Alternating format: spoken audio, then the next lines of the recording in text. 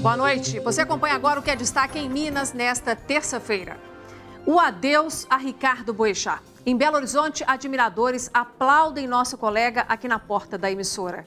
Documentos provam que a Vale sabia do risco da barragem em Brumadinho. Cadastro de comerciantes e produtores rurais é suspenso para mudança no contrato de doação. Nova condenação vai manter goleiro Bruno Fernandes em regime fechado por mais 4 anos. Voto Popular vai escolher a 20ª finalista do concurso Miss Minas Gerais, Be Emotion. Essas e outras notícias a partir de agora.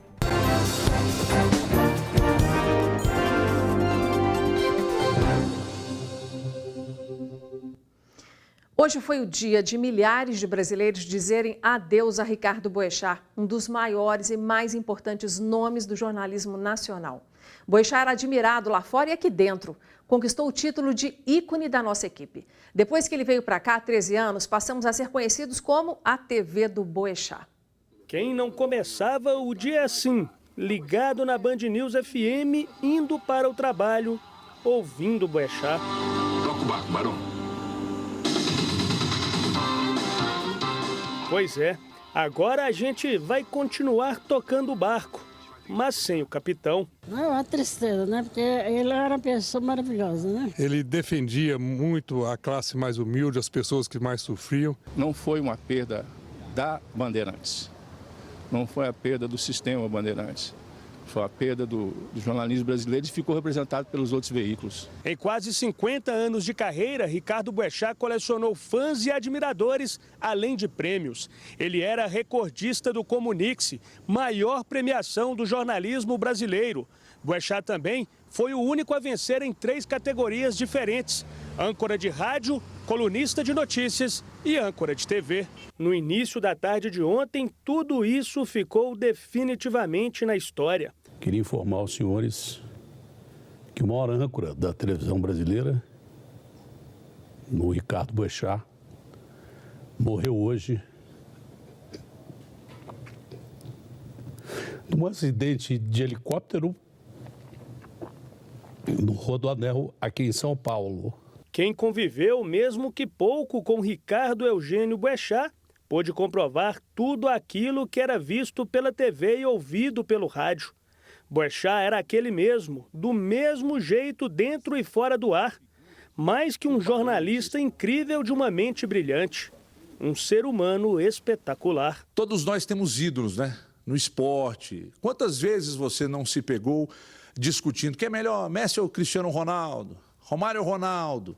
Ronaldinho ou Rivaldo? O Boechat representa a convergência de opiniões e de gostos quando o assunto é jornalismo. Sempre que ele vinha aqui, era um cara muito educado, de gestos majestosos, tinha muito tato para tratar com as pessoas, era um cara muito humano. Deixa pra gente esse legado de que a Band News é a voz do ouvinte no ar. Autoridades manifestaram tristeza e consternação, emitindo notas e pelas redes sociais na internet.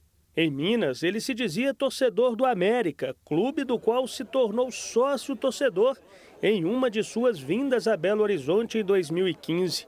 Mas Boechat conseguiu deixar saudade em todos os clubes. Boechat deixa uma saudade. E nós, que amamos e torcemos pelo América Mineiro, nós sentimos muito. Um repórter exemplar, assim, que marcou o Brasil inteiro, né?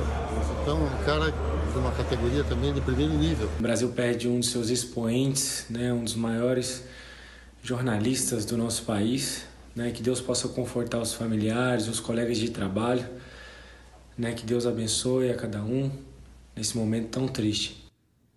Olha, na lista gigante de predicados que o Boechat merece, eu vou destacar 3. Para mim, ele tinha a voz mais bonita do rádio e da TV e era uma voz gostosa de ouvir e cheia de convicção, que não deixa a gente se desgrudar ali.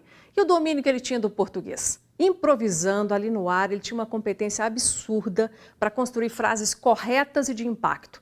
Pergunta se naquele afã de falar, e ele falava muito, ele errava uma concordância. Nada, nadinha.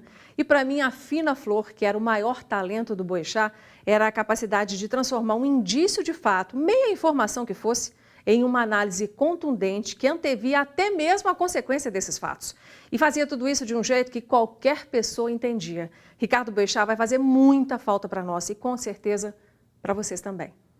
O Boechat, gente, também era muito admirado pelos taxistas. E alguns deles diziam que o jornalista, companheiro de todas as manhãs na Rádio Band News FM, sentava ali, no banco da frente junto com eles.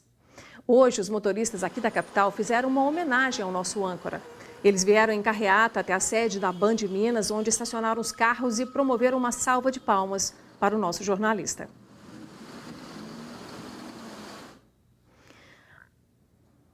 A queda do helicóptero onde estava Boechat aconteceu em uma rodovia paulista no começo da tarde de ontem. Ricardo Boechat havia saído de Campinas, na Grande São Paulo, onde havia feito uma palestra. Estava a 3 minutos de pousar na sede do Grupo Bandeirantes. Os momentos logo após a tragédia foram registrados por várias pessoas que passavam pela rodovia. Outro vídeo mostra a área depois da chegada do resgate. No chão, ao lado do caminhão atingido, ficou a cauda da aeronave. A frente do veículo ficou destruída com o impacto. Nessas imagens dá para ver pessoas ajudando o motorista do caminhão que ficou preso dentro da cabine. Ele foi socorrido com ferimentos leves. Dentro do helicóptero, além de Ricardo Boechat, estava o piloto Ronaldo Quattrucci. Os dois morreram carbonizados. A aeronave era utilizada como táxi aéreo e trazia Boechat de Campinas, onde havia feito uma palestra, para a sede do Grupo Bandeirantes, onde o jornalista trabalhava, quando apresentou uma pane no ar ao sobrevoar a rodovia que liga a capital ao interior do estado. De acordo com testemunhas já ouvidas pela polícia, o piloto do helicóptero tentou fazer um pouso forçado na alça de acesso do Rodoanel para a rodovia Anhanguera, mas acabou batendo de frente neste caminhão que havia acabado de passar pela praça de pedágio. Peritos do CENIPA, o Centro de Investigação e Prevenção de Acidentes Aeronáuticos, fizeram uma vistoria no local da tragédia. As condições meteorológicas eram boas no momento da queda. De acordo com a Agência Nacional de Aviação Civil, o helicóptero tinha registro regular com certificado de aeronavegabilidade válido e manutenção em dia, mas não tinha autorização para fazer transporte de passageiros. A agência abriu um procedimento administrativo para apurar o caso. O corpo de Boechat foi cremado hoje à tarde após um velório realizado no Museu da Imagem e do Som, na capital paulista. Amigos e familiares prestaram homenagens. Muitos jornalistas e amigos aguardavam no Museu da Imagem e Som, na zona sul de São Paulo. Verusca, a esposa do jornalista, define quem era Ricardo Boechat em poucas palavras. Que meu marido era o ateu que mais praticava o mandamento mais importante de todos, que era do amor ao próximo, porque sempre se preocupou com todo mundo, sempre teve coragem e é muito difícil fazer o que ele sempre tentou fazer. Então, com erros e acertos como qualquer pessoa, mas eu tenho muito orgulho dele, muito orgulho dele. Muito obrigada por tudo, muito obrigada. Familiares se reuniram em volta do caixão lacrado e ficaram em silêncio. Difícil acreditar que o homem que carregava na bagagem tanto profissionalismo e humor morreu de forma tão trágica. E só temos a agradecer poder conviver com ele e desfrutar desse tempo juntos e ver com que alegria que ele fazia essa longa jornada, que é começar cedinho na rádio e comandar o Jornal da Band no começo da noite. E sempre com uma alma de repórter, buscando informação, neurótico atrás da verdade. Nosso colunista Paulo Navarro também rende sua homenagem ao jornalista Ricardo Boechat. Olá, o ano começou e continua trágico. Primeiro tivemos o absurdo de Brumadinho e suas mortes anunciadas. Depois, o dilúvio no Rio de Janeiro com suas mortes evitáveis. Em seguida, houve um incêndio não menos assassino, vergonhoso e criminoso no CT do Flamengo. E agora, a morte do nosso colega Ricardo Boechat, um dos maiores jornalistas do Brasil. Foi muito azar, azar proporcional à sorte que Ricardo Boechat teve. Sorte merecida pelo talento, polêmica e coragem. Sorte por ter realizado seus sonhos sendo tão jovem para partir. Ricardo Boechat recebe agora todos os elogios aos quais tem direito. Sua coragem para falar as verdades no país das mentiras lhe rendeu inimigos, processos, estresse e perseguições. mas ele driblou tudo e todos. Exerceu sua profissão com dignidade, grande público e reconhecido valor. Vá em paz, professor, e obrigado pelas aulas de jornalismo e de vida. Nós vamos voltar a falar de Ricardo Boechat ainda nesta edição.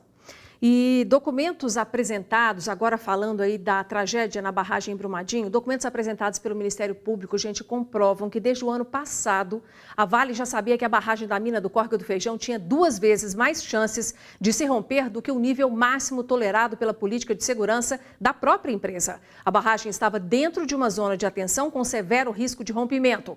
O documento com quase 300 páginas faz parte da ação civil pública do Ministério Público de Minas Gerais e evidencia que a própria Vale estava preocupada com a segurança. Os documentos apresentados demonstram que a requerida tinha, entre aspas aí, viu gente, esse trecho, a requerida tinha ciência de que, dentre 57 barragens de sua responsabilidade avaliadas, 10 estavam em zona de atenção, fecha aspas, entre elas a de Brumadinho. Apesar dos documentos, a mineradora seguiu com um plano de expansão das atividades do complexo Paraopeba.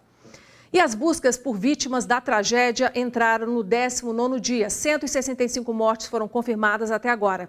155 pessoas continuam desaparecidas. E ontem começou o ano letivo nas escolas de Brumadinho, mas nem todos os estudantes conseguiram chegar às aulas. No pátio da escola, 1 minuto de silêncio pelas vítimas da tragédia.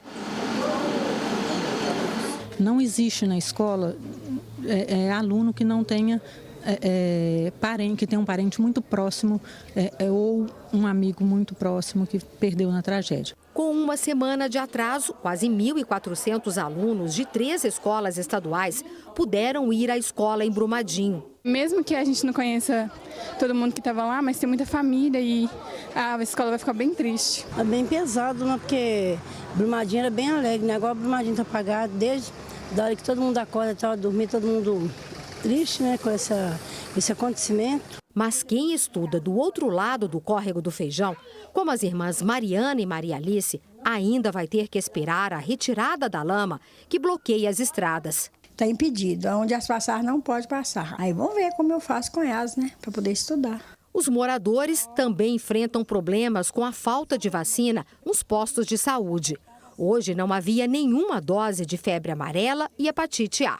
Tem que ter vacina, porque como é que a gente vai tomar vacina sem ter? Porque os pessoal precisa dela. Risco de contaminação, né? Com a água, com a lama. Na área onde o minério era tratado, a expectativa dos bombeiros é encontrar 15 corpos de trabalhadores de uma empresa que prestava serviço para a Vale. As buscas são feitas com máquinas pesadas. A próxima etapa é retirar essa estrutura onde o minério era processado. Em alguns pontos, ela foi coberta por 30 metros. A dificuldade que a gente enfrenta de trabalhar naquele cenário é porque essa estrutura que está parcialmente colapsada é uma grande estrutura metálica e ela foi toda retorcida quando foi atingida pelo rejeito.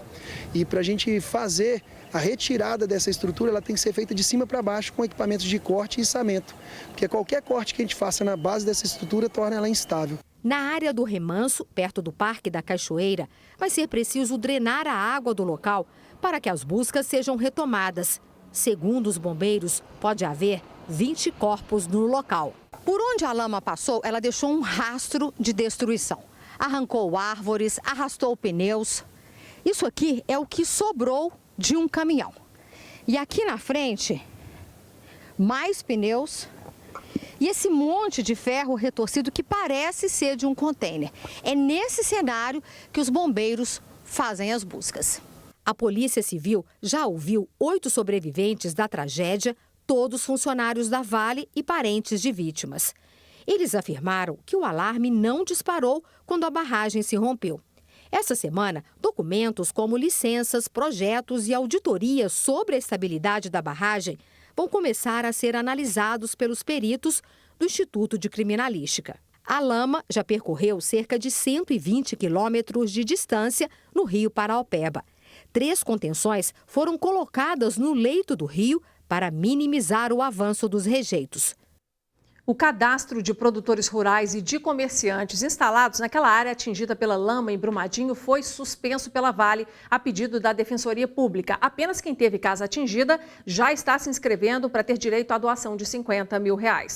O registro para doação aos atingidos da zona de autossalvamento está sendo realizado na Estação do Conhecimento, em Brumadinho. Para receber a doação de R$50 mil da mineradora Vale, as pessoas que tiveram suas casas atingidas por causa do rompimento da barragem do Córrego do Feijão passaram aqui por uma triagem e fizeram um registro. A dona Jane e o marido vieram se cadastrar.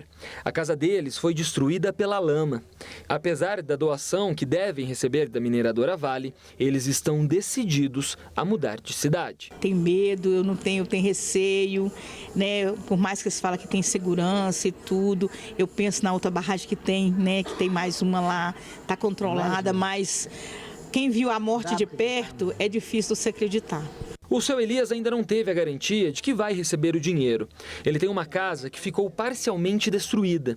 O local era usado para passar os finais de semana. Pelo tudo que aconteceu, não é nada bom, né? A gente não queria isso, mas o que ela está fazendo, ela não está fazendo mais que a obrigação, né? Porque é muita gente desabrigada e a tragédia é muito grande. Uma outra doação de R$15 mil também estava prevista para pessoas que desenvolviam atividades produtivas ou comerciais no local, mas foi suspensa temporariamente para um ajuste dos documentos que serão exigidos. Uma audiência será realizada na próxima semana. A dona Neiva acredita se encaixar nas exigências e está em busca dos seus direitos. Se eles me pagar o dia que eu perdi, tá bom demais. Eles abrem a estrada e deixam eu trabalhar, só isso que eu quero. É abrir a estrada para me trabalhar. O registro será realizado até sexta-feira, das 9 da manhã às 6 da tarde. Assim que o registro é concluído, os atingidos têm até 7 dias úteis para receber o dinheiro depositado em conta. E veja a seguir, goleiro Bruno Fernandes terá que aguardar mais 4 anos para tentar ir para o regime semiaberto.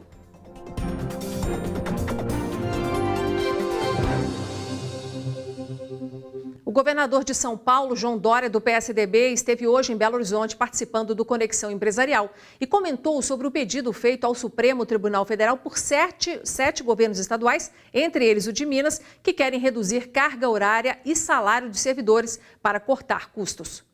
Antes da palestra do governador de São Paulo, o jornalista do Grupo Bandeirantes, Ricardo Boechat, que faleceu nesta última segunda-feira, foi lembrado. Descanse em paz, meu amigo das manhãs. Depois, João Dória subiu ao palco para falar aos empresários que lotaram o espaço. Dória falou também sobre carta enviada ao STF por 7 estados do Brasil, pedindo a redução salarial e também da carga de trabalho dos funcionários públicos. Eu entendo este pleito, nós não estamos nele, mas respeito o pleito dos governadores de alguns estados que vivem uma situação muito difícil e não foram situações criadas por eles, foram situações herdadas dos seus antecessores. O julgamento da ação que trata dessa proposta enviada ao Supremo Tribunal Federal está marcado para o dia 27 de fevereiro.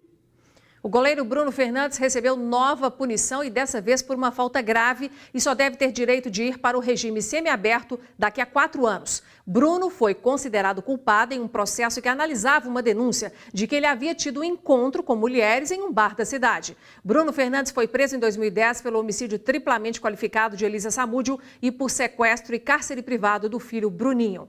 E a Polícia Militar divulgou hoje um balanço das operações de segurança aqui na capital. 2018 terminou com menos registros policiais em Belo Horizonte.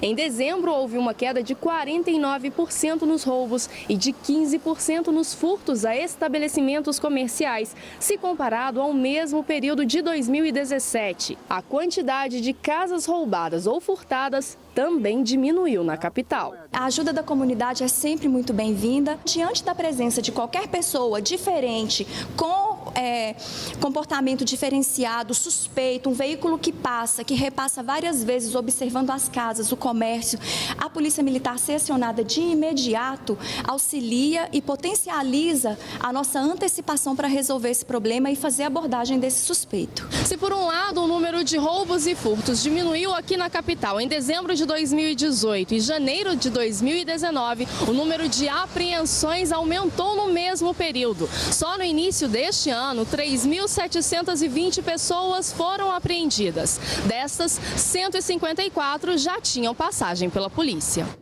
Faltam poucos dias para a final do concurso Miss Minas Gerais B-Emotion. Centenas de moças se inscreveram em busca da sonhada coroa de mulher mais bonita aqui do estado. As candidatas selecionadas passaram pelo último final de semana.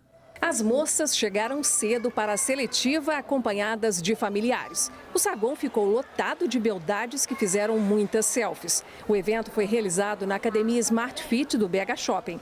A Miss Minas Gerais B-Emotion 2018, Elis Miele, deu as boas-vindas às candidatas. Elis integra o grupo de 5 jurados convidados para selecionar as candidatas mais lindas, elegantes e preparadas para representar Minas no concurso nacional.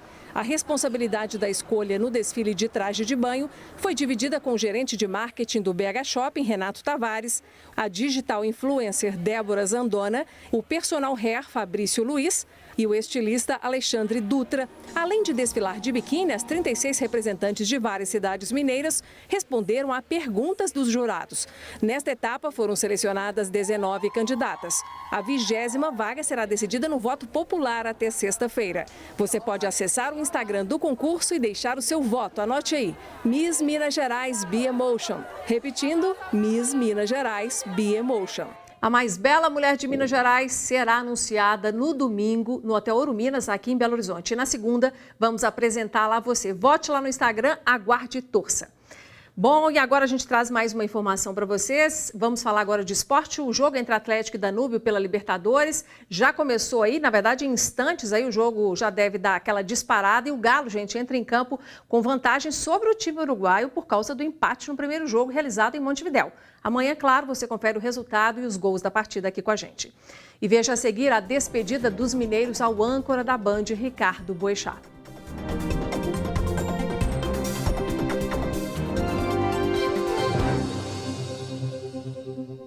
Hoje à tarde foi realizada uma celebração especial em Brumadinho por lideranças nacionais da Igreja Católica. Na tarde desta terça-feira, o presidente da Conferência Nacional dos Bispos do Brasil, Dom Sérgio da Rocha, esteve em Brumadinho. Ele dirigiu uma oração especial na igreja matriz da cidade. O cardeal, que estava reunido com o Papa Francisco no dia da tragédia, comentou sobre a consternação do pontífice com o povo de Brumadinho. Eu trago aqui o afeto do Papa Francisco, a oração do Papa Francisco, a sua solidariedade. O Papa imediatamente manifestou uma preocupação muito grande, um carinho muito grande, querendo estar próximo de tanta gente sofrida. Além das orações feitas aqui na igreja, os padres de várias cidades que compõem a Arquidiocese de BH têm visitado as famílias aqui em Brumadinho. Eles participam de velórios, orações nas residências e levam, além do apoio espiritual, um apoio material àquelas famílias que perderam tudo na tragédia. Desde o dia seguinte ao rompimento da barragem na mina Córrego do Feijão, a Arquidiocese da capital mineira trabalha amparando as famílias que perderam parentes ou amigos na catástrofe. Nós encerramos esta edição mostrando mais um pouquinho do enorme carinho que os mineiros sentiam pelo nosso colega e jornalista Ricardo Boechat.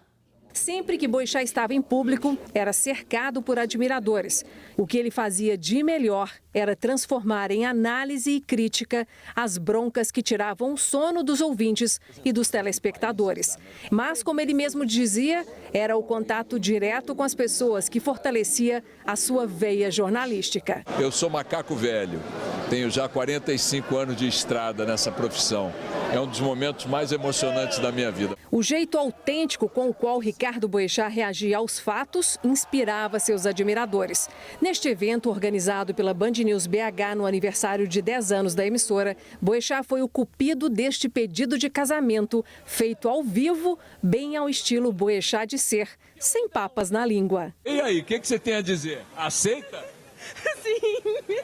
Ah, que maravilha! Pelas ruas das grandes cidades, não tem aquele que não conhecesse Ricardo Eugênio Boechat, o mais brasileiro de todos os argentinos. Eu tenho uma profunda admiração por ele e acho que é uma perda, sim, porque ele é um cara corajoso, um cara ainda que mantinha-se com uma autonomia e uma liberdade editorial. Eu fiquei muito assim, emocionada, igual estou hoje, agora, porque eu gostava dele, é um jornalista muito bom. Muita tristeza, um acidente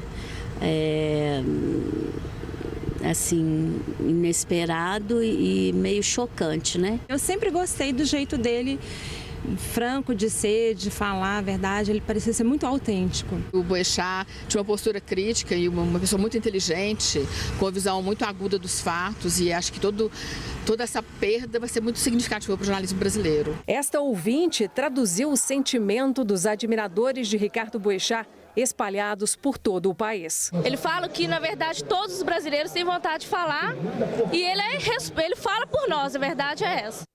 É isso, e eu quero agradecer a todas as centenas de mensagens que eu e todos os colegas aqui da Band estamos recebendo. Obrigada pelo carinho e pelo respeito ao trabalho do Boechat. Ficamos por aqui, a gente se encontra amanhã. Até lá e boa noite.